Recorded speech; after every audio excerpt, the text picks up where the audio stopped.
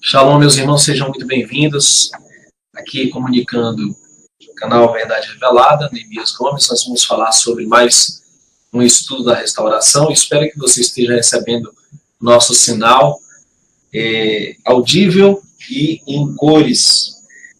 Bom, nós vamos começar com uma pequena oração. Desde já, nosso muito obrigado a todos os amigos acompanhando. Compartilhe esse link, porque isso vai com certeza ajudar pessoas, tá? E nos ajudar nós mesmos no entendimento e no crescimento espiritual, tá? Da verdade. Vamos orar.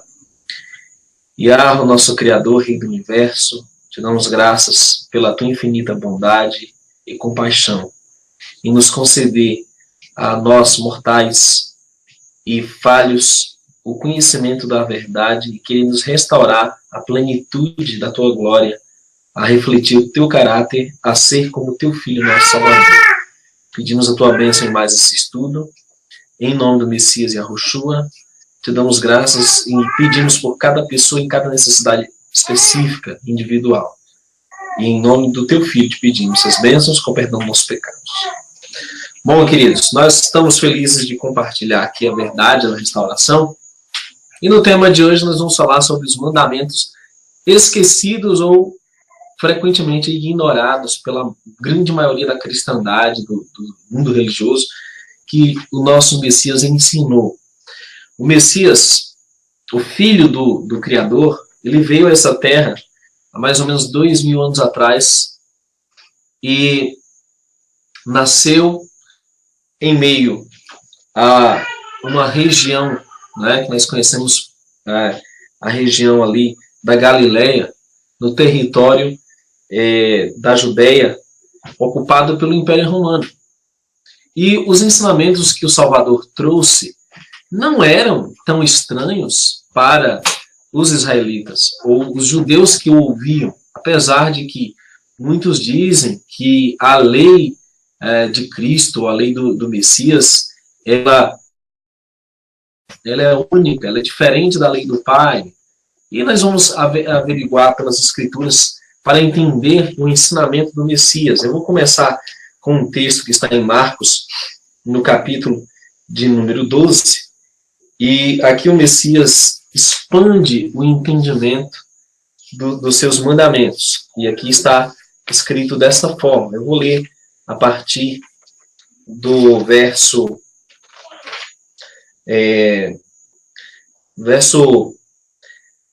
28, que chegou um dos doutores da lei, né, um dos religiosos proeminentes daquela época, e os tinha escutado arrazoarem juntos, percebendo que ele lhes tinha respondido bem, perguntou-lhe qual é o primeiro mitzvah, ou seja, o primeiro mandamento de todos. E frequentemente as pessoas dizem, Cristo ensinou um mandamento novo, ele mudou a Torá, ele aboliu a lei antiga e ele estabeleceu um novo código de mandamentos. Nós vamos ver o que diz, o que está escrito aqui. O verso 29 diz que Yahushua, ou Yeshua, respondeu-lhe, o primeiro de todos os mandamentos é Shema Israel, o soberano Yahweh é nosso Elohim. O soberano Yahweh é errado. Então, o mandamento que o Messias, o primeiro mandamento que o Messias coloca é: ouve Israel, o Eterno é o nosso Elohim, é o nosso Criador, ou Deus, algumas traduções colocam, o Eterno é um. Então, onde está isso? Da onde que o Messias escolheu esse tipo de ensinamento? Ora, se não do próprio Antigo Testamento, que tantos rejeitam e rechaçam. Em Deuteronômio 6, verso 3, está escrito exatamente o que o Messias recitou, né? Que está aqui, há milênios antes dele, onde diz, Shema a Israel e cumprir, ouve Israel e cumpre o mandamento, para que isto possa ir bem contigo. O verso 4 diz, Shema Israel, ouve Israel, Yahweh é nosso Elohim, nosso Deus, Yahweh é errado. Ou seja, o Eterno é um. O primeiro mandamento ele tem a ver com a natureza do Criador. O Criador, o Deus único, ele é um. E esse aspecto, esse ensinamento que o Messias reforçou, lança por terra qualquer outro dogma religioso que queira pregoar mais de um Deus, já que o judaísmo, né, ou a fé hebraica antiga, ela é pautada em uma crença unitariana. O Eterno é um. Não existe politeísmo, né? Apenas existe uma divindade. E o Messias ensinou isso quando ele esteve aqui. E o que foi que aconteceu? Essa crença, o primeiro grande mandamento, ele foi mudado para uma crença trinitária no cristianismo. Ele foi, na verdade, distorcido para uma adaptação politeísta dentro da visão trinitária. E, infelizmente, esse mandamento foi esquecido. O Messias ensinou: o Eterno é um. Não é dois, não são três. Ele é apenas um. E esse conceito está embutido no primeiro mandamento do Decálogo, que o Criador entregou a Moisés. Está escrito assim: não terás outros deuses diante de mim. Infelizmente, hoje, nós vemos papas, pastores, bispos, apóstolos como verdadeiras celebridades, que são venerados, são adorados, santos, anjos, e toda sorte de idolatrias que permeiam na religiosidade das pessoas. Quando a Escritura ensina que o Eterno é apenas um, o Messias nos deu esse mandamento. O Eterno é um. Ele reiterou isso em Marcos capítulo 10 e no verso 29 em diante. Mas não para por aí, queridos. O outro momento que o Criador, pelo Messias, reiterou quando ele esteve aqui, eu diria que Marcos 12, ainda o Messias expande a visão do mandamento, quando ele diz assim, no verso 31, e o segundo semelhante é este: se doarás ao teu próximo como a ti mesmo, ou seja, amarás ao teu próximo como a ti mesmo. Não há outros mandamentos maiores do que estes. Então, as pessoas dizem: o Messias deu um novo mandamento que não existia, que era amar o Criador de todo o teu coração, de toda a tua alma, de todo o teu entendimento, e amarás ao teu próximo como a ti mesmo. Não. Esse é um conceito, na verdade, antigo. Ele estava apenas reiterando o que já havia sido dado. Vejamos, Deuteronômio, Levítico 19, diz assim, olha só que interessante, no verso 18: não tomarás vingança, nem guardarás rancor contra os filhos do teu povo, e amarás ao teu próximo, ou no hebraico ahavá, doarás ao teu próximo, se doarás ao teu próximo como a ti mesmo. Eu sou Yahweh. Então, o segundo mandamento, o segundo maior mandamento, na verdade, que é uma síntese de toda a Torá, de todos os mandamentos, é: amarás ao teu próximo como a ti mesmo. E isso está na Torá, ou no livro de Levítico, capítulo 19, verso 18. Foi daí que o Messias ampliou o entendimento dos mandamentos do Pai, que eles são fundamentados no amor ao Pai e no amor ao próximo. E hoje você vê, infelizmente, a grande maioria das pessoas até assimilam o nome do Eterno, muitos até escrevem Yahushua, outros até assimilam o nome do Pai, mas rechaçam os mandamentos do Pai e do Filho. Ou seja, esse não é um movimento completo de restauração. Isso é apenas uma modinha, digamos assim. E, infelizmente, aqui no YouTube eu tenho acompanhado aqui a evolução né, dos canais, das propostas, das ideias que são frequentemente transmitidas pelo YouTube, e você vê, infelizmente, que são poucos os que estão no caminho da restauração, realmente buscando toda a verdade. Não apenas uma parte da verdade, mas a excelência de toda a verdade. Então, frequentemente é ignorado que o conceito do mandamento ele é fundamentado no amor ao Pai e no amor ao próximo. E tudo que o Messias fez foi uma aplicação desses conceitos de forma prática durante a sua vida, durante seu ministério. Por exemplo, o segundo mandamento da Escritura diz para não fazer imagem de escultura, nem se prostrar diante delas. Ou seja, esse mandamento, inclusive, foi colocado com um aviso: eu sou aquele que faz misericórdia até a descendência de gerações, e aquele que visita a iniquidade dos pais do filho até a terceira geração, e ele faz misericórdia àqueles que o amam e guardam os seus mandamentos. Esse mandamento também foi reiterado pelo Messias. Então vamos ver. Em Mateus 4,4 é o relato da tentação do Messias no deserto. E nós lemos o seguinte, que está assim, Mateus 4,4, lemos: mas ele respondeu e disse, o Messias respondendo à tentação de Satã, o adversário: o Filho do Homem não viverá somente de pão, mas de toda palavra que procede da boca de Yahvé. E aqui é uma citação do livro de Deuteronômio também. Mas o texto que eu estou querendo é esse aqui.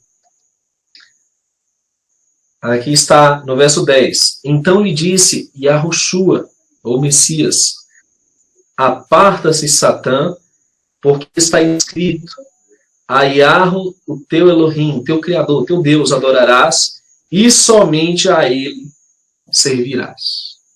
Então Satã o deixou, e os anjos celestiais o serviram. Ou seja, o mandamento para não fazer imagem de escultura, não adorar outros deuses, o mandamento para não se prostrar diante de nenhuma imagem, ou venerar nenhum santo, ou retrato, relíquia, ou qualquer artifício humano, idólatra, ele foi reiterado pelo Messias. Somente a Yahvé te curvarás, somente a Yahvé prestarás culto. Da onde você acha que o Messias retirou isso? Ele inventou ali na hora? Não. Esse é um mandamento que está escrito em Êxodo capítulo 20. E você encontra lá no versos 6, 7, né? Esse conceito para não se curvar diante de ídolos. E, infelizmente, esse é um mandamento frequentemente ignorado e esquecido. Hoje, você vê a veneração de líderes religiosos, veneração de santos, veneração de anjos, veneração de cantores gospel, toda sorte de idolatrias você encontra hoje. Mas onde está o mandamento que o Messias deu? Somente ao teu Criador te prostrarás e a ele adorarás. Somente ao Criador. E, infelizmente, esse é um mandamento que foi esquecido. É um mandamento frequentemente ignorado que o Messias reiterou no seu testemunho. Ok? Agora, nós sabemos que o terceiro mandamento da Torá, o terceiro mandamento do Decálogo, tanto em Êxodo 20 como em Deuteronômio, né, capítulo 14, Deuteronômio 5, onde a repetição da lei, Devarim, né, Deuteronômio, a repetição da lei da Torá, você encontra o terceiro mandamento: não tomarás o nome do teu Criador em vão, porque o Criador não terá por inocente aquele que tomar seu nome em vão. Esse mesmo conceito ele foi reiterado, não só pelo Messias, mas também pelos discípulos. Você encontra isso diversas vezes nos relatos dos evangelhos, onde é citado a reverência para com o Pai, a honra e a glória devidas a Ele, e todo o cuidado que deve se ter quando se refere ao Pai nas palavras. Mas eu vou demonstrar aqui um dos mandamentos mais complexos e mais polêmicos dessa lista, que é o que está no livro de Mateus, capítulo 24, onde nós temos a reiteração do quarto mandamento. Mateus, capítulo 24, diz assim, no verso 20: mas fazei tefilá, fazei oração, orem, peçam, né, para que a vossa fuga não seja no inverno, nem no dia do Shabat.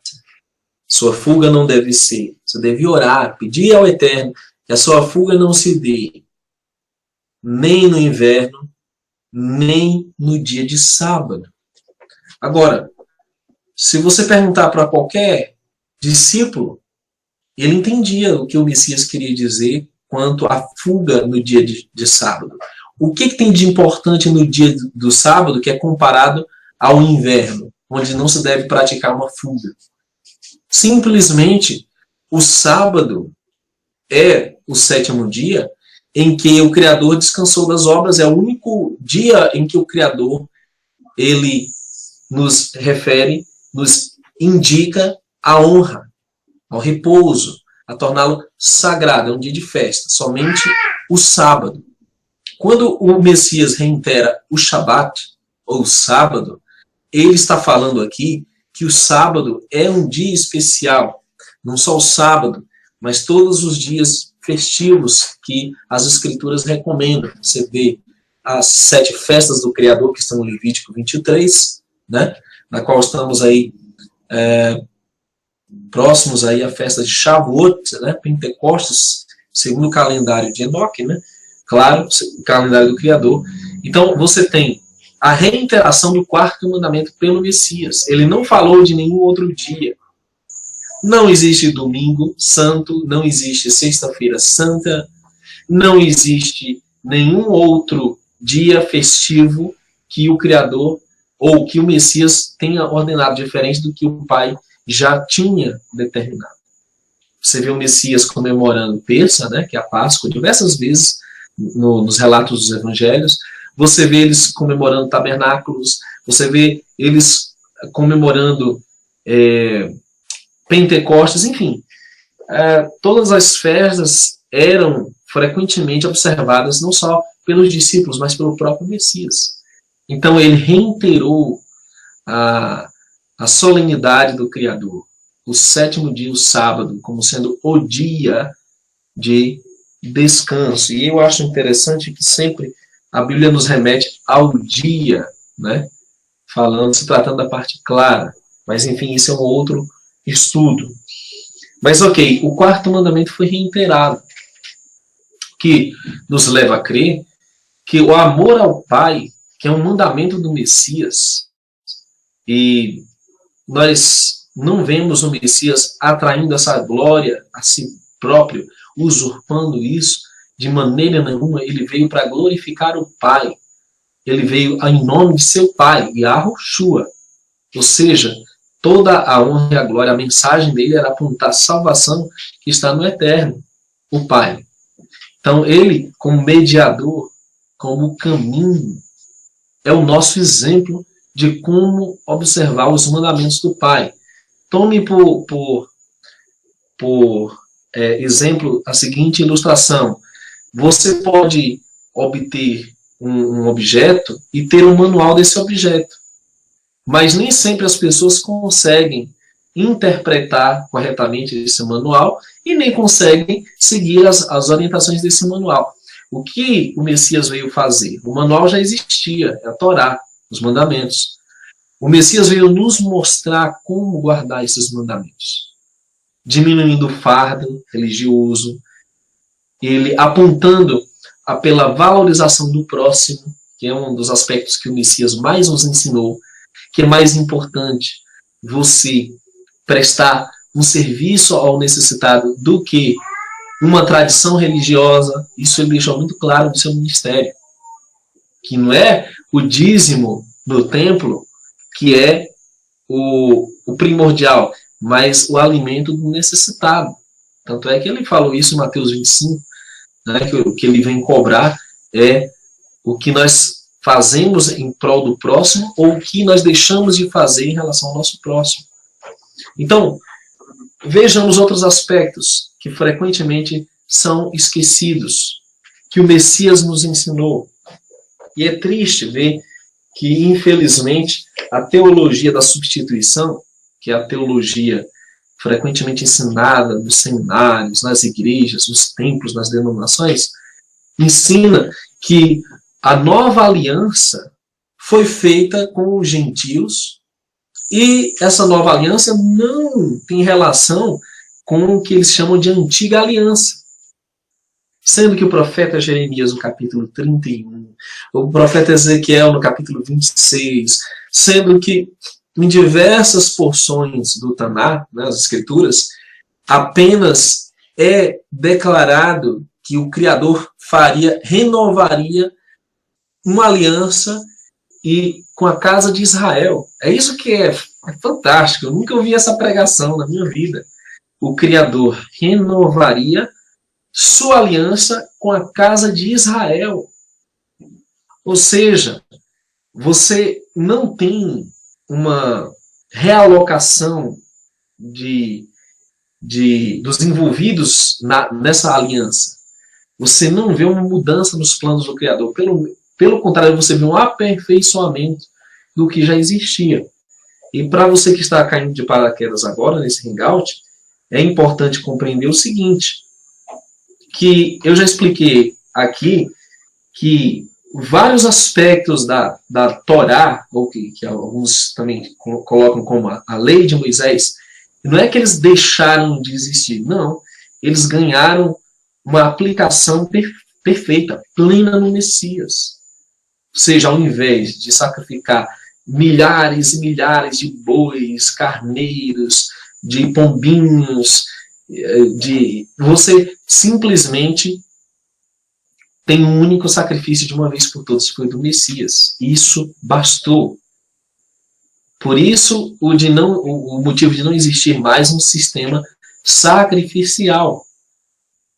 Como também nós apontamos o sistema levítico, que o Messias ele é o nosso sumo sacerdote, aquele que intermedia nossa relação com o Criador. Em nome dele nós oramos, em nome dele nós batizamos, em nome dele todas as coisas são realizadas, seja expulsão de demônios, seja pedidos, ele intermedia isso. Portanto, você não precisa de um sacerdote humano, um líder, um padre, um pastor para se confessar, para intermediar a sua salvação, porque o Messias, ele é o nosso único pastor. E isso está muito claro nas cartas de Paulo aos Hebreus, isso está muito claro nas próprias palavras do Messias em João 10. Que é chegado o momento que vai haver apenas um só rebanho e um só pastor. Ele, o Messias. Então, é importante compreender que o sistema levítico não existe. O sistema sacrificial também não existe, porque ele foi plenamente, satisfatoriamente realizado e ele está vigente no Messias. Ele é a expiação dos nossos pecados. Ele é o caminho. Ele é a verdade. Ele é a vida. Então, compreendendo isso, nós vamos passar para o próximo nível de entendimento. Se o Messias ele veio planificar algo, quer dizer que ele não veio abolir. Ele não veio destruir, tornar obsoleto,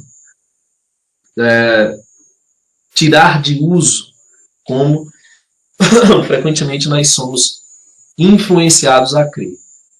Por isso que as pessoas dizem, Antigo Testamento é a velha aliança, é a letra, o tempo, né, do Pai. Frequentemente Isso é tudo muito distorcido e mal compreendido. Agora, vamos ver um aspecto muito importante em Mateus 19, o que o Messias ensina sobre os demais mandamentos. Existe um erro esdrúxulo em ensinar que os mandamentos todos foram abolidos. Porque em lugar nenhum você vê o Messias afirmando tal absurdo. Aqui em Mateus 19, nós temos uma pergunta que o jovem rico fez ao Messias. Está no verso 16 do capítulo 19 de Mateus. Assim diz: E chegou alguém e disse-lhe: Bom mestre, que coisa boa farei, ou que bem farei, para que eu possa ter a vida perpétua no Olam Rabá, no mundo vindouro. E ele disse-lhe: Por que me chamas bom? Ninguém há que seja bom, porém só um, que é Yahweh, o Eterno, o Pai. Mas se tu queres entrar na vida, guarda os mandamentos da Torá. Olha que interessante essa versão israelita da restauração. Torá é lei, né? Frequentemente colocado nas Bíblias como lei. Aí diz assim, no verso 18, ele respondeu-lhe: Quais? E Yahushua disse: Não assassinarás, não cometerás adultério, não furtarás, não darás falso testemunho, honra teu Abba e a tua Ima, teu pai e tua mãe, honra teu pai e tua mãe, e se doarás ao teu próximo como a ti mesmo.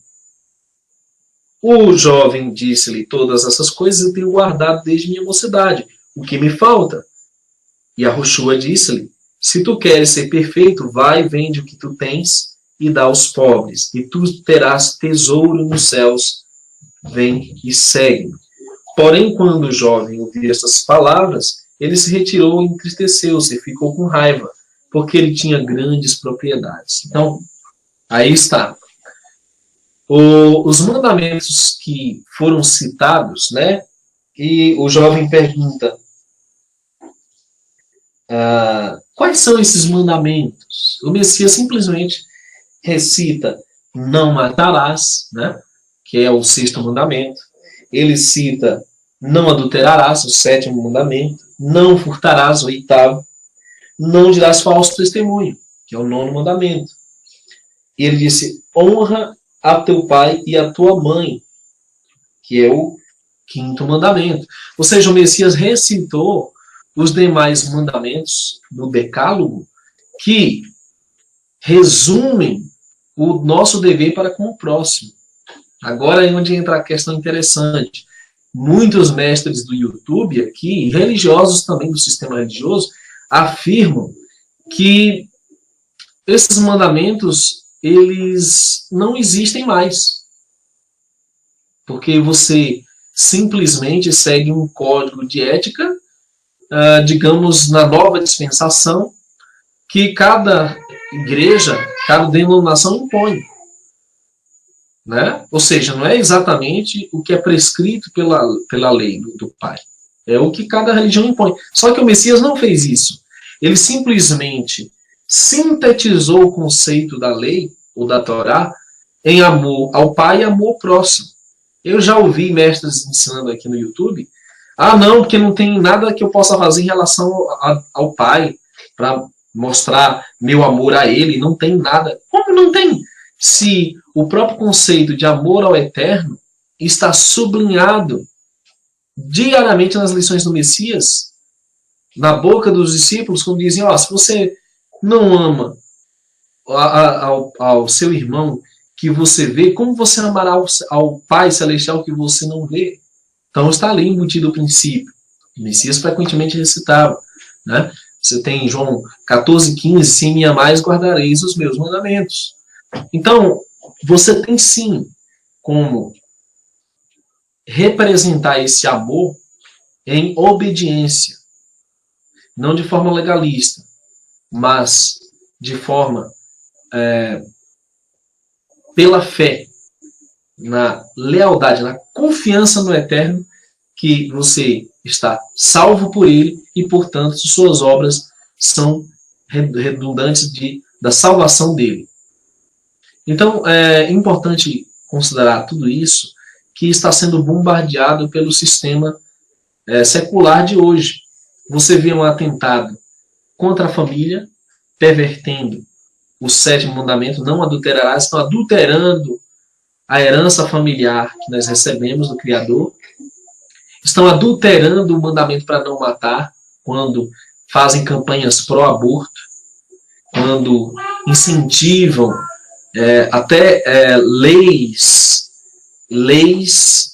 de nós chamamos decretos de morte, né?